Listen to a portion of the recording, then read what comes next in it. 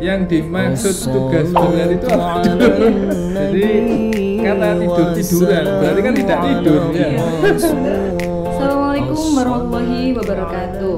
Puji syukur kehadirat Allah Subhanahu wa taala karena atas rahmatnya kita masih diberikan kesempatan untuk bertemu dalam bulan suci Ramadan. Nah, pada kesempatan kali ini bersama saya Zahro di podcast Human ya. Di edisi kali ini kita ada sedikit topik berbeda, di mana hari ini kita akan mengangkat sebuah topik tentang Ramadan. Dan tentunya di dialog interaktif ini akan menghadirkan pembicara yang sangat luar biasa, yaitu Bapak Muhammad Rizky Zamroni. Ya, Pak Rizky, bagaimana nih kabarnya Pak? Alhamdulillah baik. Jadi untuk hari puasa yang ke-6 ya, ini alhamdulillah masih diberikan kesehatan dan kekuatan untuk menjalankan. Semoga sobat CJ juga menjadi kuat ya, tetap sama untuk menjalani ibadah puasa ini dengan maksimal. Gimana nih Pak puasanya di hari ke-6 ini? Ada kendala atau enggak nih Pak? Ya mulai beradaptasi ya. Mungkin kalau hari-hari pertama biasanya agak sedikit lesu gitu ya, lemah gitu ya. Tapi untuk hari yang ke-6 ini sudah seperti biasa. Sudah mulai terbiasa. Ya, okay. Ya, harapannya sobat CJ semua juga merasakan hal yang sama ya. Di hari yang ke-6 ini semoga semuanya dilancarkan nih ibadah puasanya. Amin. Nah, ya sobat CJ, di dialog interaktif Ramadan edisi kali ini mengangkat tema mengenai makna dibalik perintah berpuasa. Nah, sebagaimana kita tahu bahwasannya 1 tahun sekali kita dihadapkan dengan ibadah puasa atau Ramadan ya. Nah, di antaranya kita itu harus bisa mengimani atau juga mengetahui tentang kewajiban berpuasa ini dan mengetahui sunnah-sunnah di dalamnya agar puasa kita juga semakin sempurna seperti itu. Nah, yang tidak kalah penting adalah bagaimana pemahaman kita terkait esensi di balik perintah berpuasa yang akan menjadi highlight topik kita pada hari ini. Nah, langsung saja nih, kita sudah mengumpulkan beberapa pertanyaan dari beberapa responden juga tentunya. Untuk pertanyaan yang pertama, menurut pendapat Pak Rizky sendiri, apa sih Pak makna di balik puasa ini? Oke, baik, terima kasih Mbak Zahro. Jadi mengenai makna di balik perintah puasa ini, puasa ini merupakan salah satu ibadah mahdo ya, atau ibadah murni yang diperintahkan oleh Allah SWT dan merupakan salah satu bentuk ketaatan kita kepada Allah SWT, yaitu dengan menahan diri ya, dengan tidak makan, tidak minum dan segala hal yang membatalkan puasa itu, mulai dari terbitnya fajar atau yang dikenal dengan waktu imsak sampai dengan terbenamnya matahari atau biasanya adzan maghrib ya.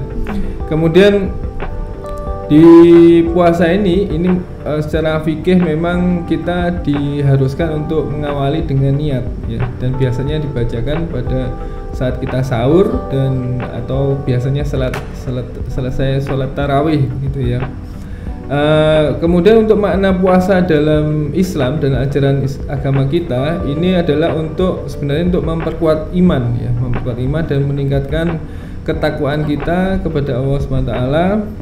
Seperti yang disampaikan dalam Al-Quran surat Al-Baqarah ayat 183, Allah berfirman bahwa A'udzubillahi minasyaitonirrajim, ya ayyuhalladzina amanu kutiba alaikumusyamu kama kutiba alal ladzina min qablikum la'allakum tattaqun. Diartikan bahwa wahai orang yang beriman. Ini ada yang panggilan khusus ya, khusus untuk orang-orang yang beriman saja ya. Kemudian diwajibkan atas kamu berpuasa sebagaimana diwajibkan atas orang sebelum kamu agar kamu bertakwa. Jadi artinya puasa ini sebenarnya sudah diperintahkan sebelum adanya agama Islam. Jadi sebelum umat Nabi Muhammad itu sudah diperintahkan untuk berpuasa, cuman mungkin caranya berbeda dan tujuannya itu adalah untuk meningkatkan ketakwaan kita kepada Allah SWT. Dan puasa Ramadan ini untuk yang sedang kita jalankan itu adalah hukumnya wajib bagi yang sudah masuk di dalam kategori wajib ya. Kemudian berpuasa itu selain merupakan kewajiban, itu juga sebenarnya punya makna dimensi sosial ya, dimana dimensi sosial ini sangat penting untuk memperkuat rasa empati, rasa solidaritas dengan sesama, terutama yang kurang beruntung, sehingga kita bisa memahami kondisi bagi orang saudara kita yang kurang beruntung tersebut, dengan tujuan untuk meningkatkan kepedulian kita ya terhadap orang-orang yang membutuhkan. Selama berpuasa ini umat muslim juga diharapkan selain melakukan puasa juga meningkatkan ibadah yang lainnya seperti membaca Al-Qur'an ya, bersedekah dan melakukan amal kebajikan lainnya. Nah, ini di sini ada istimewanya Mbak Zahroh ya. Jadi puasa ini ternyata punya keistimewaan dibandingkan ibadah mahdoh lainnya, yaitu yang pertama adalah puasa ini tidak mengandung unsur riya. Karena apa? Karena kalau kita melakukan ibadah sholat itu biasanya kita dilihat orang ya, karena kita melakukan gerakan yang ditentukan dalam fikih. Kemudian ibadah-ibadah yang lain juga sama. Kalau kita berzakat, kita hitung, kita berikan, orang menjadi lebih tahu berapa zakat kita dan sebagainya. Khususnya ibadah puasa ini tidak ada yang tahu. Jadi kita bisa bilang berpuasa, tapi selama menjalani puasa itu kita sendiri yang tahu dan Allah SWT ya. Jadi ini merupakan ibadah yang menjadi istimewa, karena nanti ibadah puasa ini yang memberi pahala itu langsung dari Allah SWT ya. Jadi seperti yang disampaikan di dalam hadis qudsi bahwa untuk penghormatan yang luar biasa diberikan Allah kepada orang yang Allah meyakinkan kepada orang beriman bahwa kewajiban puasa yang dibebankan kepada mereka adalah sebuah penghargaan. Jadi hal ini dapat dipahami, puasa adalah untukku dan aku sendiri yang akan membalasnya. Jadi ini salah satu makna bahwa puasa ini merupakan ibadah yang sangat istimewa. Nah, berarti ibadah ini juga bentuk ketakwaan atau bentuk ketaatan kita juga nih Pak ya. Nah, berarti kita harus ikhlas ya Pak? Betul, ini syarat kunci diterimanya amal ibadah itu adalah harus ikhlas ya. Ikhlas itu artinya memurnikan niat kita hanya semata-mata untuk Allah SWT. Jadi selain daripada itu kita harus hilangkan di dalam hati kita, karena ikhlas ini hal yang tidak kelihatan dan ini bisa dirasakan dengan hati ya. Jadi wilayahnya bukan pikiran atau jasmani kita, tapi ini adalah urusan hati. Jadi betul. Jadi pengertian ikhlas ini adalah kalau diterjemahkan ini suatu sikap yang sepertinya mudah diucapkan ya. Siapapun bisa saya ikhlas, tapi kenyataannya memang sulit untuk dijalani ya, dalam konteks yang sesungguhnya begitu. Dan untuk ikhlas ini memang seperti yang pernah disampaikan oleh ulama-ulama kita, ustadz-ustadz kita, bahwa nomor satu menata niat ini lillahi ta'ala. Kalau kita sholat atau pasti kalau diartikan itu adalah semata-mata ditujukan untuk Allah SWT. Jadi ini niat itu lebih cenderung di awal ibadah yang akan kita lakukan ya. Jadi ini harus kita tanamkan sehingga ini yang dinamakan kemurnian di dalam ibadah ya. Jadi itu mungkin Mas Zahroh. Kalau kita simak di dalam Al-Quran di surat Al-Zumar ini di ayat 2, Allah berfirman kepada hambanya untuk senantiasa beribadah dengan keikhlasan dan ketaatan. Saya bacakan artinya saja bahwa di dalam surat Az-Zumar ayat 2 ini, sesungguhnya kami menurunkan kitab Al-Quran kepadamu Nabi Muhammad dengan hak ya. Maka sembahlah Allah dengan mengikhlaskan ketaatan kepadanya ya. Jadi itu mungkin bisa menjawab bahwa ikhlas ini memang syarat yang mutlak ya untuk diterimanya amal ibadah. Seperti itu. Nah, berbicara tentang masalah ikhlas ini Pak, apakah ada seperti batasan-batasan khusus terkait dengan ikhlas itu sendiri? Ya, sebenarnya kalau di dalam bahasa Indonesia kita sering mendengar rela ya. Rela. Ya. Antara ikhlas dan rela itu sepertinya mirip ya, tetapi kalau dipahami secara benar, ikhlas ini tadi ya harus diawali dalam satu ibadah kita. Memulai ibadah kita ini harus dengan niatnya lillahi ta'ala ya. Artinya ikhlas ya, dimurnikan dulu. Tetapi untuk rela itu cenderung menerima suatu keadaan. Misalkan kita kehilangan suatu ya, kemudian itu tidak kembali, ya sudah direlakan gitu.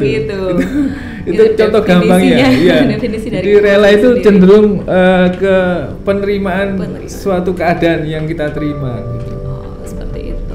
Nah, kalau terkait dengan aspek-aspek kesehatan, Pak, apakah ada hubungannya berpuasa dengan kesehatan ini? Ini menarik ini, khususnya bagi yang mau program diet ya.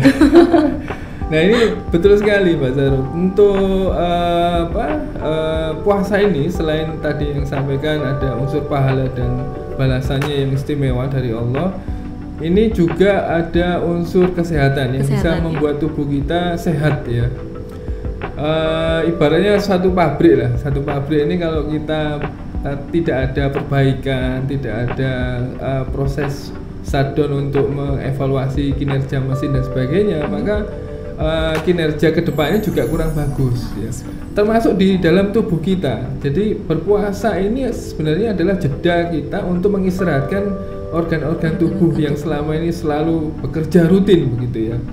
Jadi kalau kita pahami secara tidak langsung, berpuasa ini bisa membantu kita untuk pertama yang mengalami obesitas gitu ya. Ini bisa paling nggak turun 2 kilo lah. Iya. Ya. Tapi nggak tahu setelah lebaran kupat ya naik lagi ya. Naik lagi. Alam. Seperti saya mungkin ya. Kalau saya rata-rata puasa itu sampai akhir Ramadan itu biasanya paling nggak 2 kilo turun. Nah, paling nggak turun. Dan ini akan membuat kebiasaan kita untuk mengatur pola makan kita ya dengan lebih sehat. Terus yang kedua, selain bisa menurunkan berat badan, itu juga ternyata berpuasa itu untuk mengeluarkan racun-racun di dalam tubuh kita. Bisa Pak ya? Atau istilahnya detoksifikasi. Ya.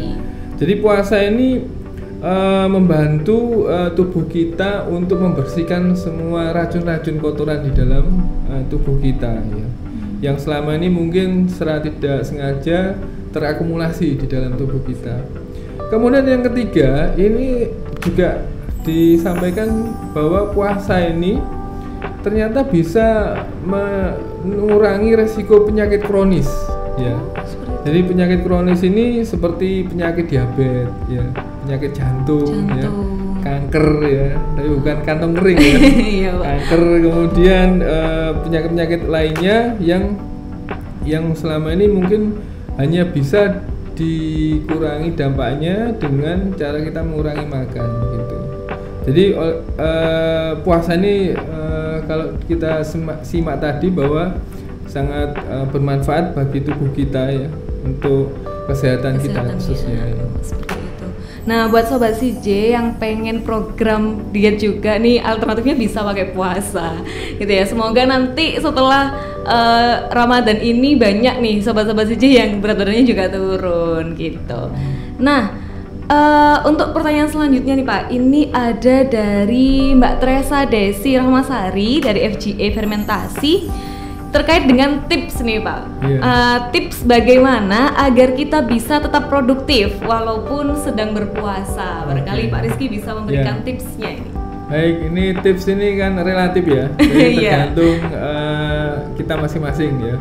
Kalau secara umum supaya kita tetap produktif di dalam berpuasa, pertama adalah jangan lupa sahur. Karena sahur ini selain memberikan energi kita di waktu kita sedang berpuasa, ini juga merupakan anjuran ya, sunnah yang dikuatkan untuk menjalani berpuasa. Yang kedua itu kita juga harus mengatur pola tidur kita. Ya. Ini penting sekali. Kalau umumnya memang di dalam bulan Ramadan kita banyak kegiatan ya. Mungkin malamnya tadarusan, tapi jangan lupa kita juga menyempatkan untuk istirahat. Ya, karena ini nanti akan mempengaruhi produktivitas kita selama berpuasa, apalagi sedang bekerja. Gitu. Iya. Ya Sobat CC, ini yang sering begadang bisa dikurangi nih begadangnya biar bisa produktif meskipun berpuasa. Untuk pertanyaan selanjutnya ini dari Pak Yahman Mahmudi dari Construction-nya. Yang pertama, ini ada beberapa pertanyaan nih Pak dari Pak Yahman. Yang pertama adalah apakah karyawan boleh tidur-tiduran di masjid saat setelah sholat selesai? Misalnya dari jam istirahat kita Pak, jam 11.30 sampai 13.30 itu diperbolehkan atau tidak ya Pak? Iya. Jadi kata tidur-tiduran berarti kan tidak tidur ya. Iya, berarti tidur beneran ya. Kalau tidur berarti ya bukan tidur-tiduran ya. Oke, ini intermezzo aja. Memang di dalam berpuasa kita juga harus membagi waktu untuk istirahat ya. Intinya istirahat. Jadi saya pikir kalau setelah saya sholat kita mau istirahat itu terserah dari kondisi pribadi masing-masing ya. Tapi kalau boleh saya sarankan bahwa puasa Ramadan di bulan Ramadan ini bulan yang dilipat gandakan pahala ya. Jadi pahala yang kita lakukan di selain bulan Ramadan itu mungkin dihitung satu kali. Tapi kalau di bulan Ramadan bisa 70 kali lebih sehingga berlipat-lipat. Sehingga sayang sekali kalau kita berpuasa habis sholat langsung tidur ya. Ini kita ya tergantung ini masing-masing ya. Tapi kalau kita sarankan ya kita manfaatkan waktu itu untuk mengaji atau dan sebagainya. Mungkin secukupnya itu ya kata yang lebih tepat. Iya, kata yang lebih tepat itu adalah secukupnya nih Pak Yahman. Jadi kalau misalnya dari jam 11.30 sampai 13.30 tidur terus berarti ya bisa dikategorikan kurang produktif Pak ya. Jadi bisa diganti dengan ya mungkin tadarus dulu atau dilanjutkan dengan yang lainnya seperti itu. Nah, pertanyaan yang kedua ini Pak. Apakah karyawan boleh menolak tugas berat karena berpuasa? Ini pertanyaan sulit ya, tapi perlu didefinisikan dulu ya. Yang dimaksud tugas berat itu apa dulu? Apakah ini membutuhkan fisik stamina yang menguras tenaga sehingga menjadikan kita ada potensi untuk membatalkan gitu. Nah ini tergantung kondisi ya. Jadi kalau saya sarankan sih kalau di pabrik kita insya Allah tidak ada pekerjaan yang seperti itulah.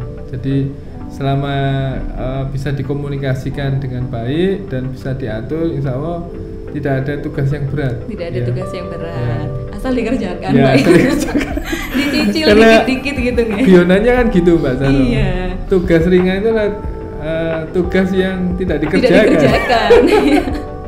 Iya, definisi tugas berat yang sesungguhnya seperti itu.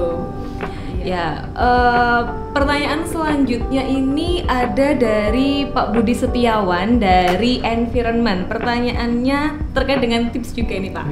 Jadi tips makan sahur yang sehat untuk pekerja agar lebih kenyang nih atau kenyangnya lebih lama.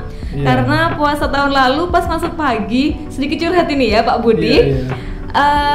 Pada siang hari sempat beberapa kali agak lemas dan sudah mulai lapar. Nah ini gimana nih Pak tipsnya? Ini memang saya juga pernah ngalami. Bahkan pernah tidak sahur juga pernah. Tidak sahur. Jadi karena ini ketiduran, kecapean.